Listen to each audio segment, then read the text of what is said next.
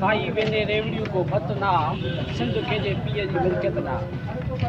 असांजो जाइज़ मुतालबो आहे त सिंध में जेके कूड़ा डोमिसाइल ठाहे ॾिना वञनि था, असीं हिन जी सख़्तु लफ़्ज़नि में मुज़म्मत कयूं था त दुनिया जा तरियल माण्हू अची पंजाब जा जेके छोकिरा अची करे सिंध जे जेके डोमिसाइल ते नौकिरियूं कनि, सिंध जी डोमिसाइल ते ऑफिसर अची थियनि, जेका असांखे क़ाबिल क़बूल न आहे। सिंध जे ग़ैरतमंद पुट खे इहा जेका शइ क़बूल न आहे। असां जाइज़ मुतालबो था कयूं। असांजो इहो ई मुतालबो आहे त जेके बि कूड़ा डोमिसाइल धारनि खे ॾिना विया आहिनि, जंहिंमें बि इहे ऑफिसर मुलविस आहिनि, उन्हनि ख़िलाफ़ सख़्तु कार्रवाई कई वञे ऐं उन्हनि जा जाली जेके डोमिसाइल आहिनि उहे रद्द कया वञनि। छो त असांजा जेको आहे सिंध जे हक़नि ते जेको आहे हज़ारे सालनि खां वठी धाड़ो लॻो पियो वञे। वरी सभ खां वधीक अॻ में इहो सिंध जे वसीलनि ते कब्ज़ो कंदा, पर हाणे बि इहो थी वियो आहे त सिंध ते जेको आहे डोमिसाइलनि ते अची जेको आहे PRC ठाराए करे जेको आहे कब्ज़ो करे ॼमायूं वेठा आहिनि। उहो सिंध जा ग़ैरतमंद पुट जेको आहे कॾहिं बि इहो धरती ते जेको आहे वार आहे उहो क़बूल न कंदा। असां आदरपुर में निकिता आहियूं। असां सुभाणे जेको आहे कराची प्रेस क्लब ते एहतिजाज मुज़ाहिरो करण लाइ तयारु थींदासीं। जॾहिं बि जेको आहे सिंध ते जेको बि वार थियो,